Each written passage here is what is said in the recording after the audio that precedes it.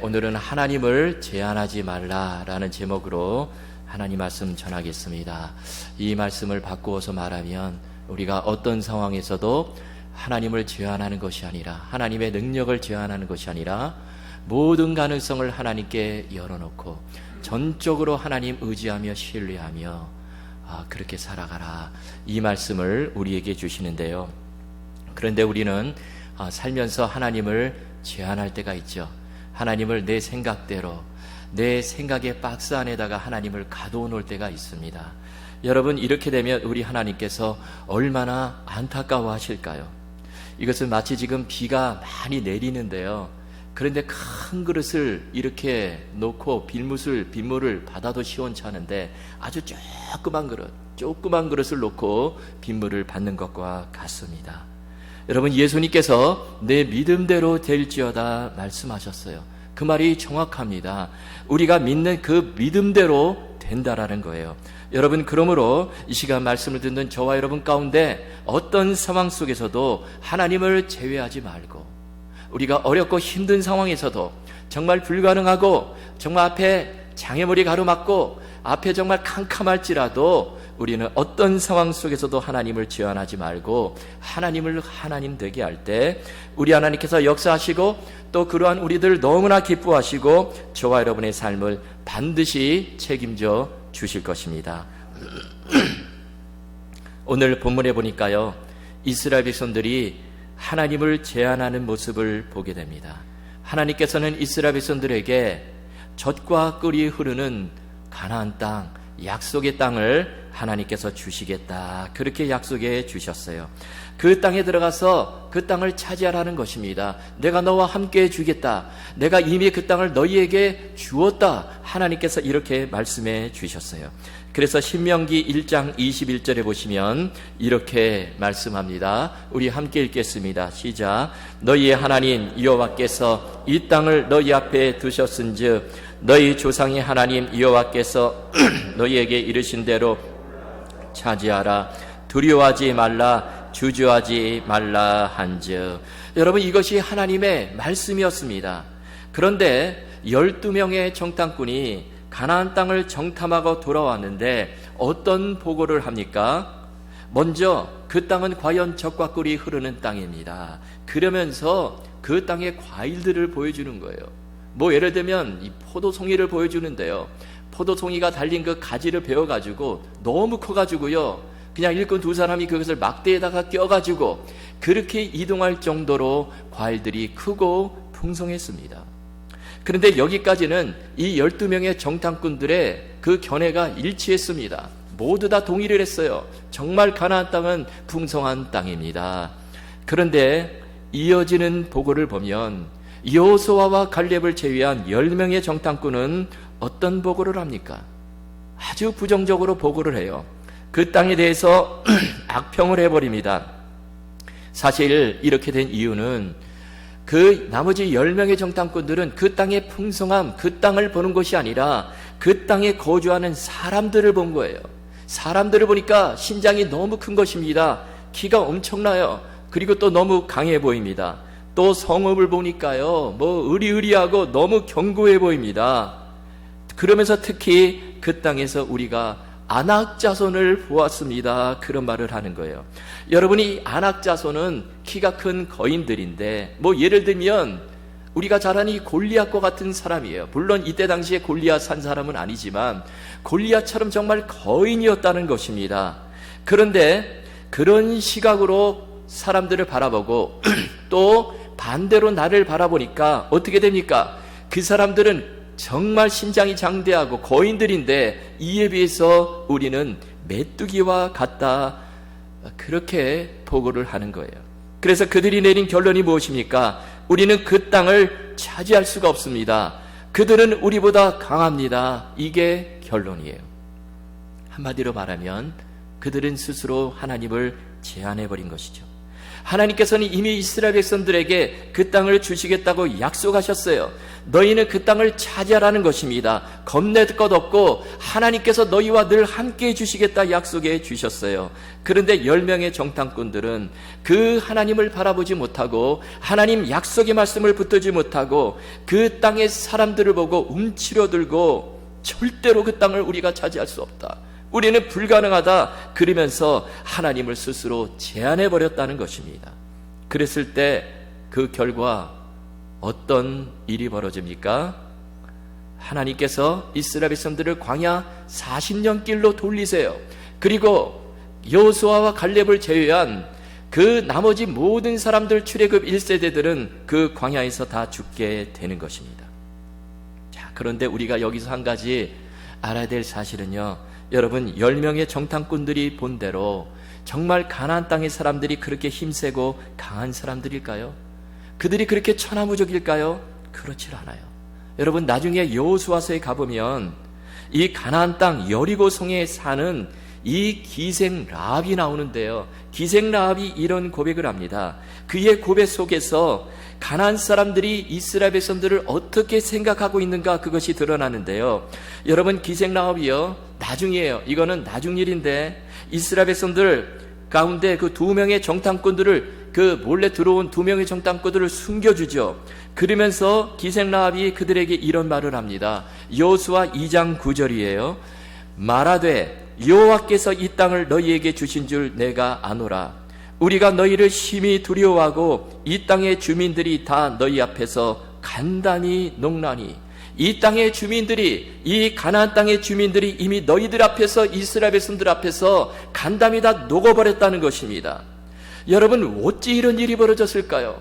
지금 가나안 주민들이요, 가나안 사람들이 소문을 들은 것인데 하나님께서 홍해를 가르시고 애국 군대를 완전히 물리쳐 주시고 또 요단 동편에 있는 바산왕 옥과 아모리 왕 시온을 전멸시킨 일을 이 가나안 사람들이 다 듣고 있는 거예요. 그래서 그들은 이미 간담이 다 녹아버렸고 큰 두려움 가운데 빠져 사는데, 이것이 가나안 사람들의 실체라는 것입니다. 하나님께서 그들의 마음을 그렇게 만드신 것이죠. 그래서 이스라엘 백성들이요, 이런 상황을 제대로 인식하고 있었다면 약속의 땅에 들어가는 거 그렇게 두려워할 필요가 없었다라는 것입니다.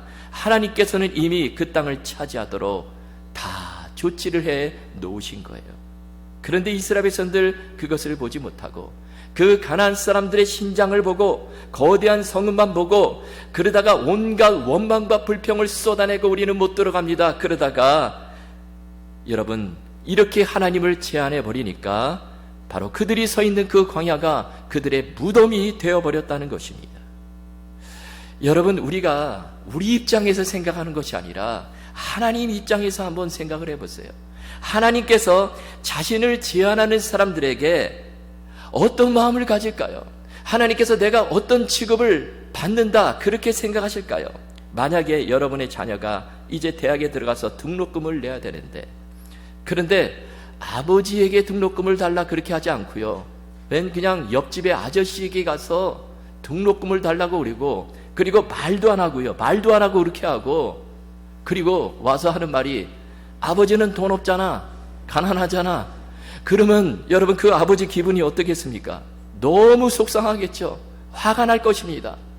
내가 지금 돈이 있는데, 내가 이것을 줄 수 있는데, 그런데 그것을 알지 못하고 믿지 못하고 옆집에 가서 그런 일을 벌인다면 얼마나 속상하겠어요.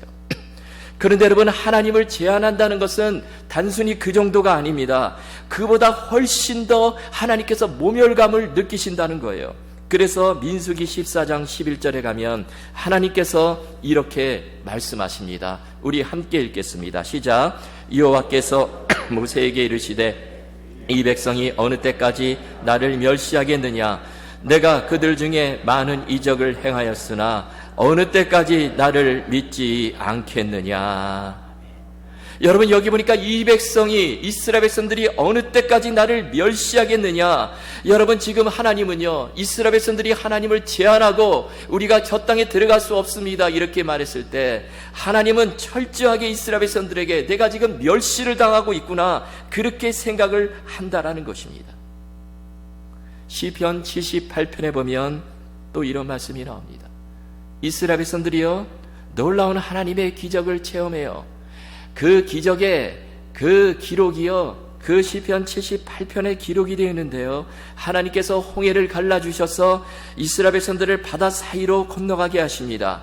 광야에서는 구름기둥과 불기둥으로 그들을 인도해 주세요.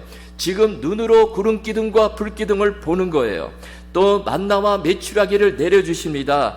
또 목이 마를 때는 반석을 터쳐주셔서 샘이 나게 하셔서 그들을 마시게 하십니다. 다 엄청난 기적이에요. 그런데 그럼에도 불구하고 이스라엘 백성들 광야에서 툭하면 하나님을 원망하고 불평하고 반항을 합니다. 이런 일이 계속이 되는데, 그러자 시편 78편 41절에 보니까 뭐라고 말씀을 합니까? 우리 함께 읽겠습니다. 시작. 그들이 돌이켜 하나님을 거듭거듭 시험하여 하나님의 이스라엘의 거룩하신 일을 노엽게 하였도다. 아멘. 그런데 저 끝에 보니까 중요한 말이 나오는데요, 이스라엘의 거룩하신 일을 노엽게 했다, 이런 말씀이 나오는데, 여러분 여기서는 하나님을 노엽게 했다 이렇게 번역을 했는데요, 그런데 영어 성경 킹 제임스 버전이 있어요.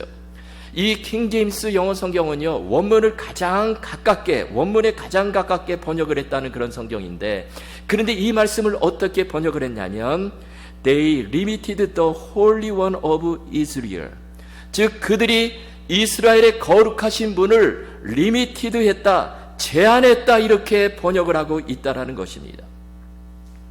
여러분, 지금 성경은요, 하나님을 노엽게 했다라는 말과 제한했다라는 말을 동의어로 그렇게 쓰고 있다라는 거예요. 여러분, 하나님이 노여워하실 때가 언제일까요? 그것은 바로 하나님을 제한할 때라는 것입니다. 여러분, 우리가 이것을 알아야 돼요. 그러니 하나님께서 얼마나 속상하시겠습니까?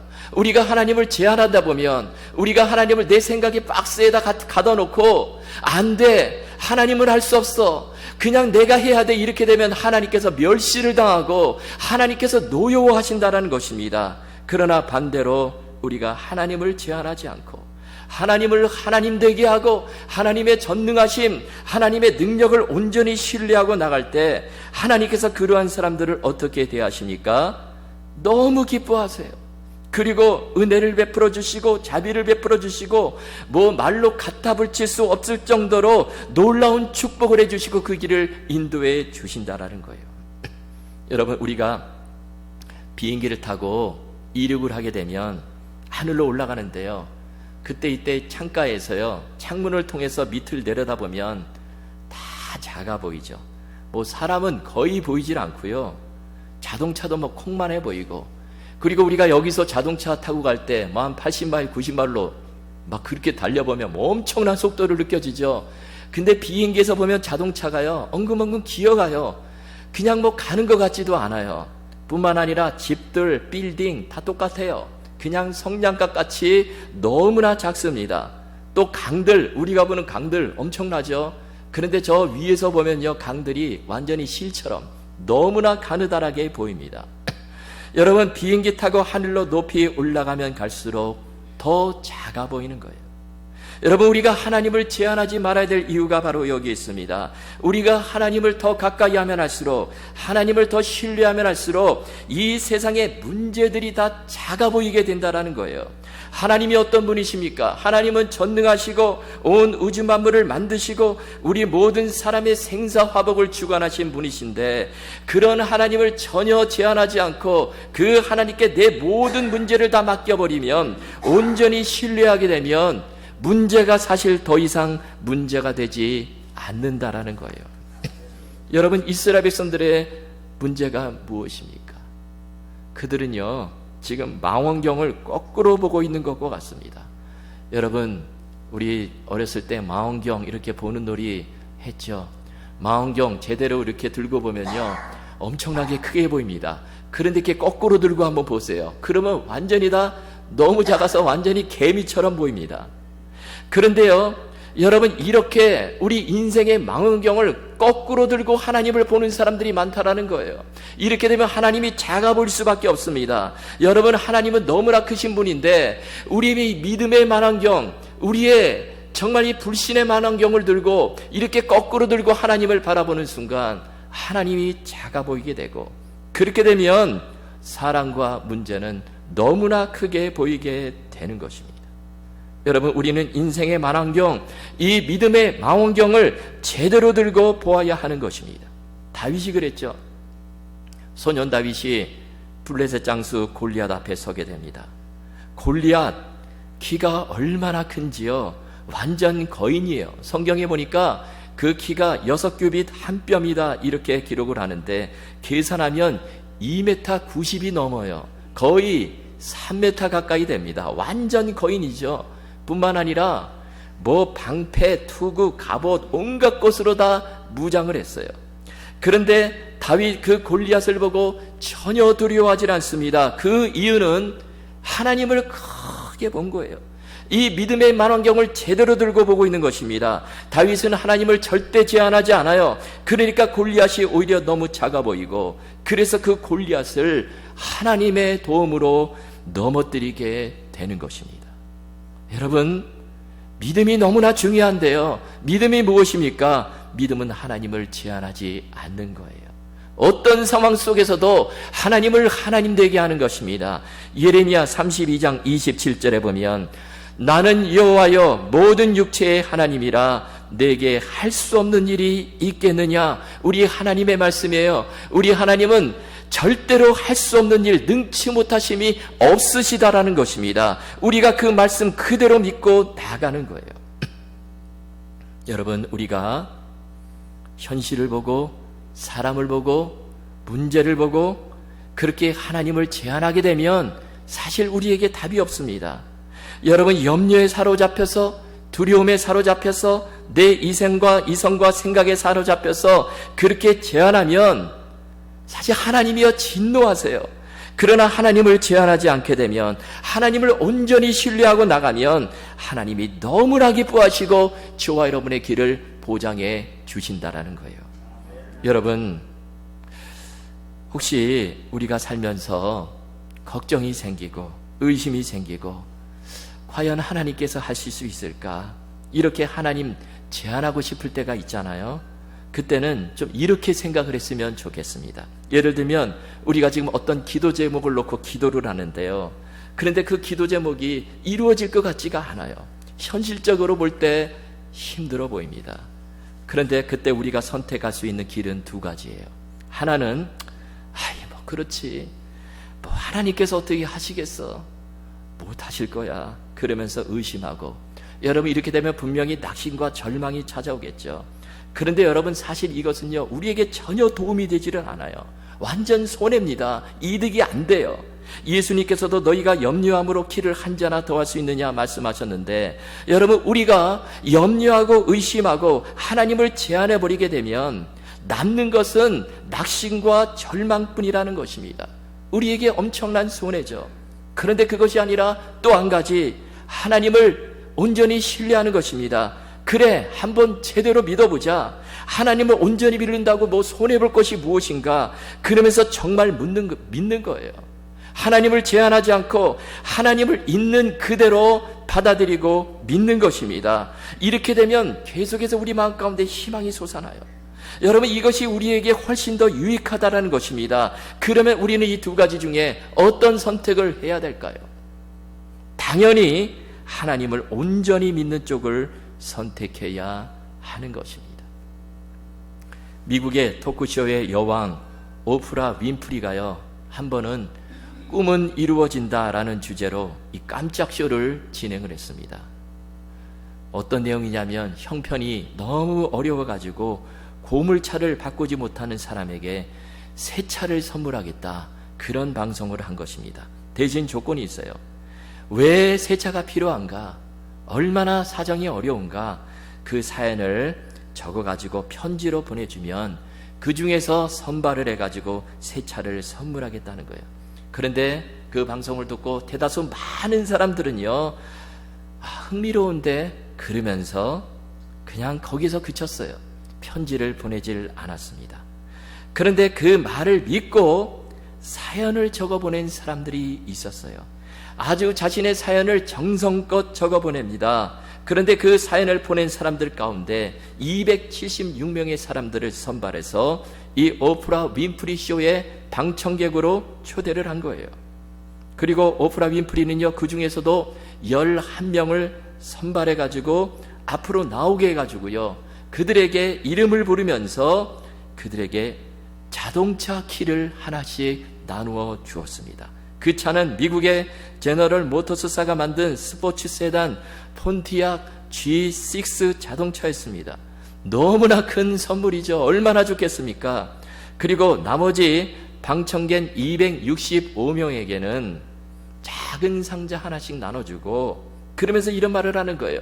여러분이 지금 가지고 있는 그 작은 상자 가운데는 마지막 12번째 새차 자동차의 키가 들어있습니다.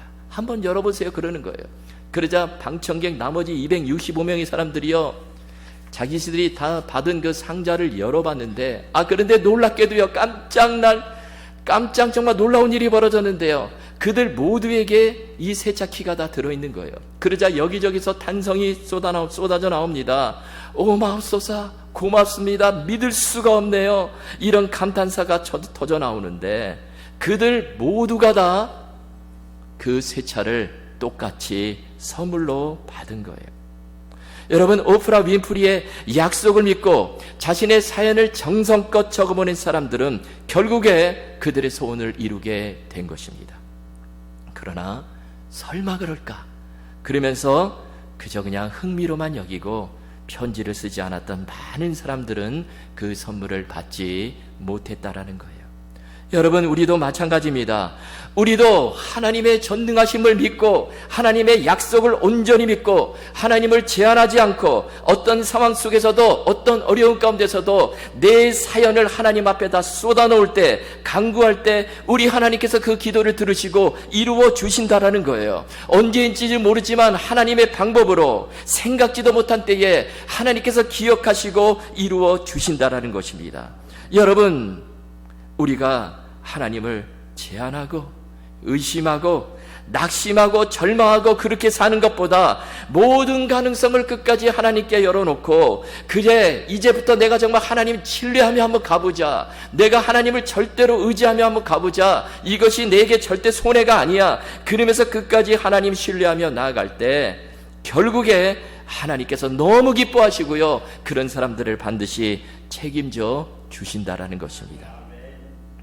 자, 그러면 하나님을 제한하지 말라, 이 말씀은 하나님을 어떤 분으로 인식하고 믿으라는 말씀일까요?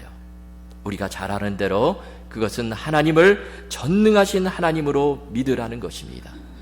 전능한 하나님, 히브리어로 엘 샤다이인데요, 샤다이는 전능한 이란 뜻이고 엘은 하나님이란 뜻입니다. 루이스 볼코프라고 하는 유명한 조직신학자가 있었는데요, 지금은 돌아가셨어요. 이분이 엘샤다이, 이 하나님의 이름에 대해서 연구를 했습니다. 그런데 그가 이런 말을 했어요. 엘샤다이는 단순히 하나님께서 모든 일을 할 수 있다, 그런 뜻만이 아니다. 엘샤다이는 하늘과 땅의 모든 권세를 소유하신 분이며 눈에 보이는 것이나 보이지 않는 것이 다 그분의 주권 아래 있고, 또 창조와 보존이, 선택과 유기가, 만물의 운행과 통치가 다 엘샤다이 그분의 품 안에서 이루어진다는 뜻이다. 여러분, 참으로 기가 막힌 말이에요. 여러분, 그렇습니다. 엘샤다이, 전능하신 하나님이란 뜻은 하나님께서 우리의 모든 상황을 다 아시고 놀라운 섭리 가운데 우리의 모든 것을 다 주관하신다는 뜻이에요. 다시 말씀드리면 내가 바라는 것이 이루어질 때만 엘샤다이 하나님이 되시는 것이 아니라, 안 이루어질지라도 하나님은 어떤 상황 속에서도 우리를 섭리하시고 다스리시는 전능하신 하나님이 되신다라는 뜻입니다. 우리가 생각할 때요, 오늘 하나님이 내게 떡을 주시면 엘샤다이고 내일 하나님이 떡을 안 주시면 엘샤다이가 아니다, 그런 것이 아니라는 것입니다. 떡을 주시든지 안 주시든지 하나님은 여전히 엘샤다이 하나님이세요. 그러므로 우리에게 일어나는 모든 일 가운데는 다 하나님의 뜻이 있고 하나님의 섭리가 있다. 이렇게 믿음으로 나아갈 때, 이렇게 하나님을 제한하지 않을 때 하나님께서 진정 우리에게 엘샤다이 전능하신 하나님이 되신다라는 것입니다.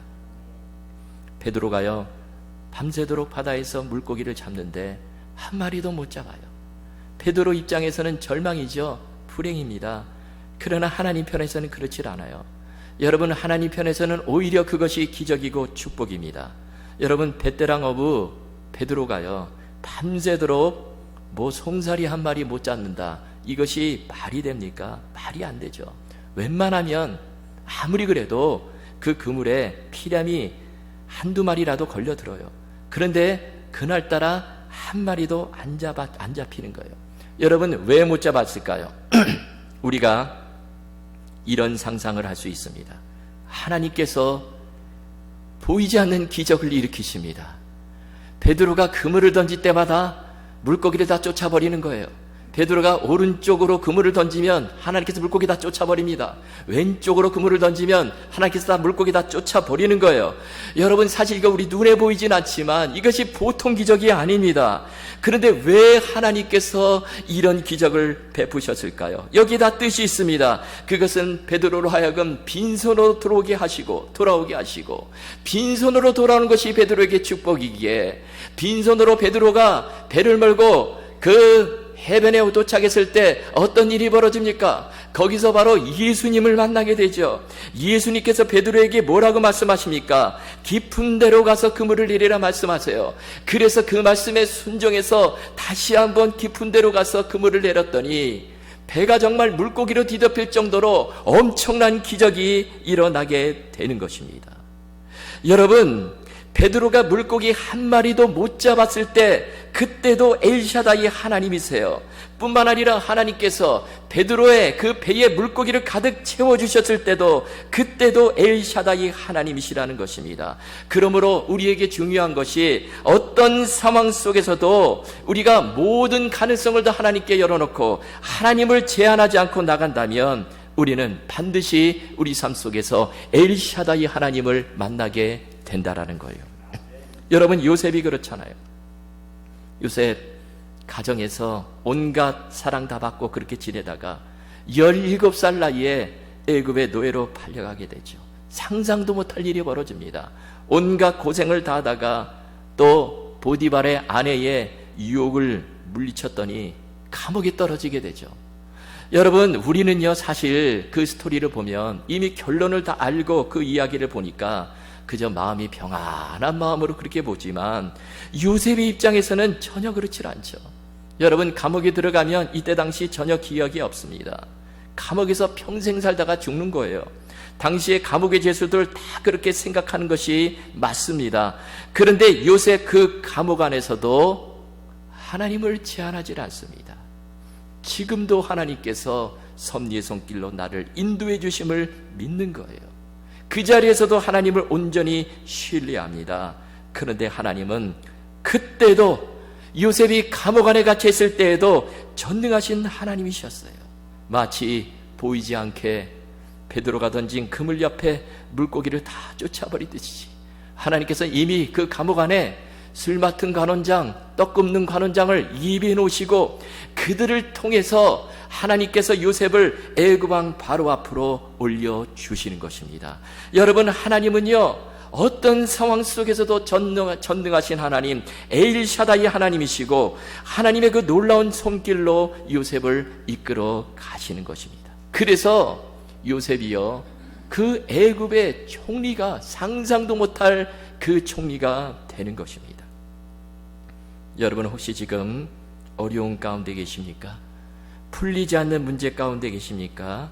중요한 것은 그때도 우리가 하나님을 제한하지 않는다면 반드시 저와 여러분의 삶 속에서 엘샤다이 하나님을 만나게 될 것입니다. 여러분, 이것이요, 절대 손해가 아니에요.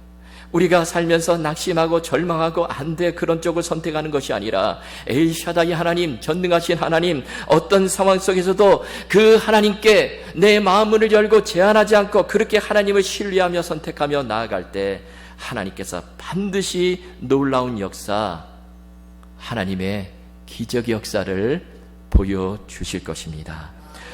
저는 이 말씀을 생각하니까 이 마리아 생각이 나더라고요. 마리아가 어떤 여인이었습니까? 완전히 그냥 무명의 여인, 시골 여인이었죠. 그런데 어느 날 천사 가브리엘이 마리아를 찾아옵니다. 그러면서 주께서 너와 함께 하시도다. 보라, 내가 잉태하여 아들을 낳으니리 그 이름을 예수라 하라. 이 말씀을 하는 거예요. 마리아가 그 말씀을 듣고 얼마나 황당했겠습니까? 얼마나 당황을 했겠어요. 마리아 생각하기를 지금 나는 처녀인데 내가 어떻게 아들을 낳을 수 있어? 또 생각해 보니까 이렇게 되면 앞날이 너무 캄캄한 거예요. 남자와 동거하지도 않고 아들을 낳으면 완전히 그 당시에 죽음인데 앞이 안 보이는 것입니다. 그런데 그때 천사가 또 말하죠. 대저 하나님의 말씀은 능치 못하심이 없느니라. 다시 말하면 마리아야, 하나님을 제한하지 마. 그렇게 말씀했다는 것입니다. 내가 아들을 낳아도 그 모든 뒷일은 하나님께서 다 책임져 주실 거야. 하나님의 전능하신 손이 너를 붙들어 주시고 너를 영원토록 복되게 주실 거야. 그저 하나님만 바라보고 믿고 따라오너라. 그때 마리아가 하나님을 그 말씀을 듣고 어떻게 반응을 합니까? 하나님을 제한하질 않아요. 하나님께 내 모든 인생을 맡겨버립니다. 그리고 주의 여정이오니 말씀대로 내게 이루어지이다. 이 놀라운 고백을 하게 되는 거예요. 그랬을 때 이 무명의 여인 마리아를 통해서 우리 구주 예수 그리스도가 이 땅에 오시게 되는 것입니다. 여인들 가운데 가장 축복받은 여인이 된 것입니다. 여러분, 이것이 하나님을 제한하지 않는다는 의미이고요. 우리가 이렇게 살아갈 때 놀라운 하나님의 은혜가 우리에게 임하고 하나님의 축복이 임하게 될 줄로 믿습니다. 여러분, 우리에게도 그 고백이 필요해요. 주여 내게 꼭 이거 이루어 주십시오. 그런 고백이 아니라 주님 말씀대로 내게 이루어지기를 원합니다. 주님이 말씀하시면 내가 감당하겠습니다. 어떤 말씀이든지 순종하겠나이다. 모든 내 앞날을 주님께 맡겨드립니다. 어떤 상황 속에서도 주님을 절대로 제한하지 않겠습니다. 엘샤다이 하나님을 온전히 신뢰합니다. 주님, 내 삶을 통해 영광 받아주시고 주님이 하시는 일을 나를 통해서 이루어 주시옵소서. 주님, 저를 사용하여 주시옵소서. 주님, 내 모든 영혼을 주님께 드립니다. 이렇게 믿음으로 고백하며 나아갈 때 우리는 그 현장 속에서 엘샤다이 하나님을 만나고 주님의 놀라운 역사, 하나님의 그 놀라운 기적의 손길이 저와 여러분을 붙들어 주심을 누리게 경험하게 될 것입니다. 여러분, 이 말씀 기억하시고요. 우리 모두 어떤 상황 속에서도 하나님을 제한하는 것이 아니라 하나님께 모든 가능성을 다 열어놓고 우리가 이 시간 결단하고 그 길을 선택하며 그렇게 승리하시는 저와 여러분 다 되실 수 있기를 주님의 이름으로 축원합니다.